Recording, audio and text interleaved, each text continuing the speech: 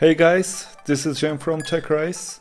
We have seen tons of new gadgets during CES, but in this video I wanted to focus on the winner of the best gaming product category, Razer Kishi.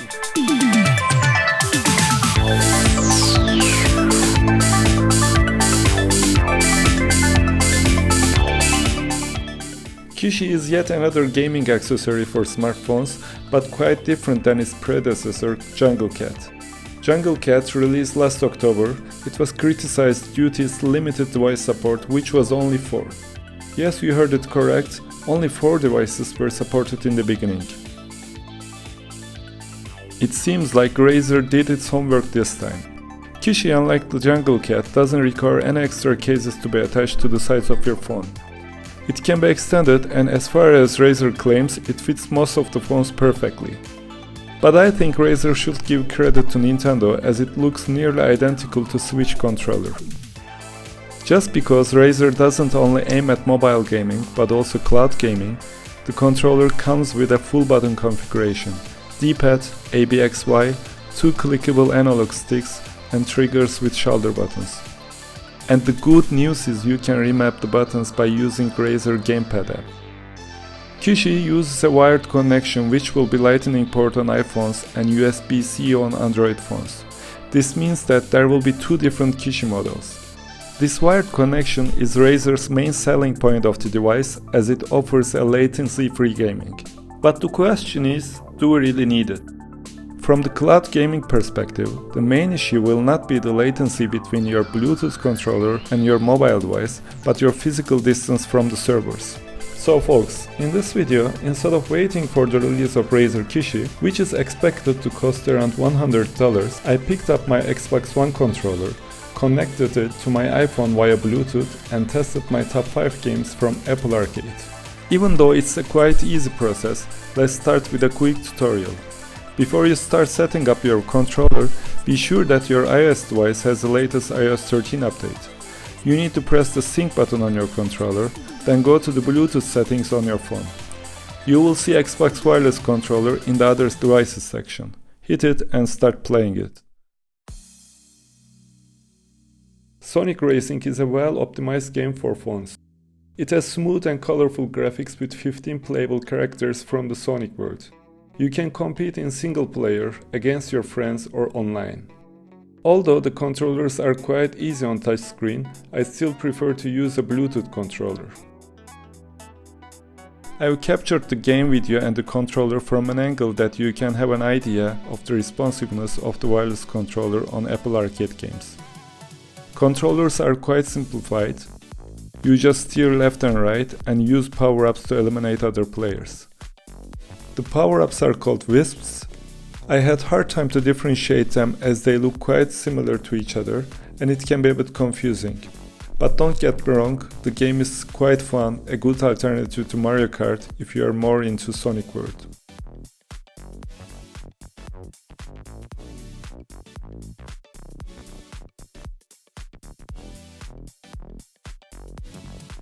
Skate City is a 2D side-scroller, and as you expect from a skating game, you skate in 3 different cities in different modes. You can earn in-game coins and use it to specialize your skater, unlock levels, or upgrade your abilities.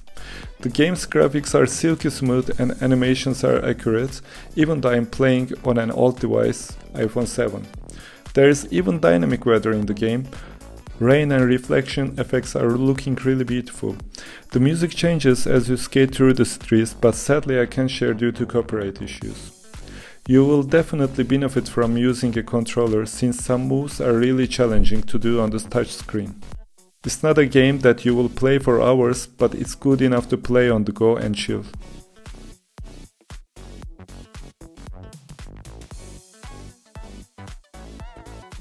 And in number 3, we have Shinseki Into the Depths. Shinseki is an undersea survival game. The undersea world is amazingly detailed that you don't believe it's a smartphone game. You need to use your boosters as you explore the depths while having an eye on your oxygen levels.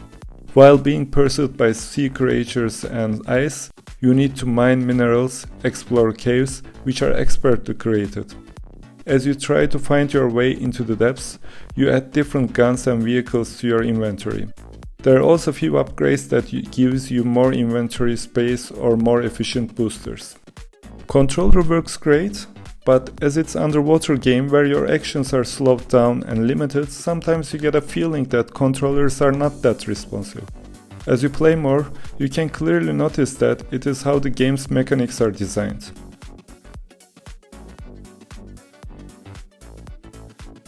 So guys, if you like James Bond series, you will love Agent Intercept.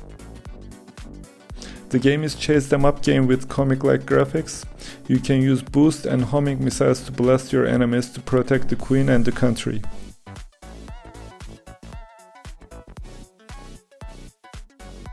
You battle against your enemies in different environments.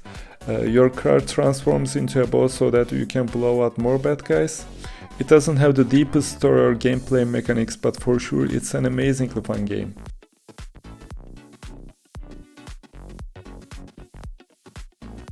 Also, controller support is working without a hitch. They are quite basic though. You can steer left and right with analog stick and fire missiles with A and B buttons.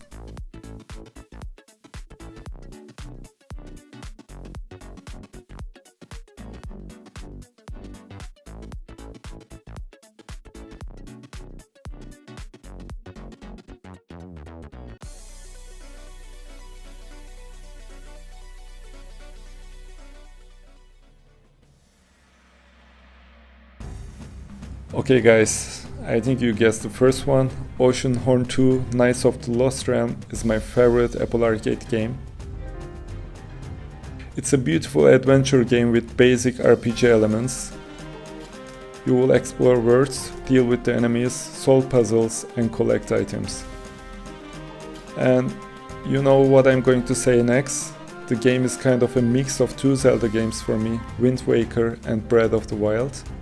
I wouldn't say they're in the same level, but Oceanhorn 2 offers an amazing experience to gamers who are into Zelda games and don't have a Nintendo console.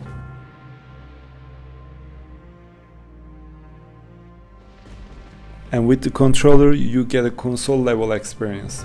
It uses a classical configuration. You move the character with left analog stick and control the camera with right stick.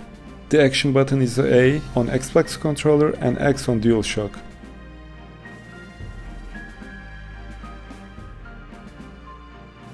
The graphics are beautiful, controllers are great, and with a consistent FPS and smooth gameplay mechanics, Oceanhorn is easily at the top of my Apple Arcade list.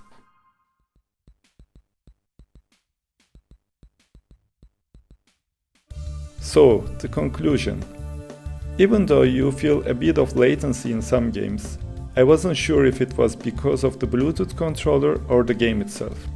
My suggestion to you is, instead of waiting for Razer Kishi, just connect your controller and try the games by yourself. It's the best way to experience how responsive the Bluetooth controllers are on your device. If you are living in UK or US and have an Android phone, you can even try Project xCloud to see how the experience on cloud gaming is. I'm sharing the link below in the description so you can sign up for the preview of Project xCloud for free. On the other hand, if you like the physical controllers for mobile gaming, Razer Kishi is still an amazing choice for users who want to attach the controller to the size of their phones, for a more ergonomic and comfortable experience. Most important and attractive part for me is that the Kishi is a compact controller and doesn't require any extra accessories or cases. Once you are done with gaming, you can unplug it and stick the two sides of the controller together and you are good to go. So folks, what do you think about Razer Kishi? Share your ideas in the comments below. And if you enjoyed this video, don't forget to hit the like and subscribe button, because I will be covering really exciting topics in the upcoming videos. And if you like the soundtrack that is playing now, which is composed by me, it's available on SoundCloud. Until the next video, take care.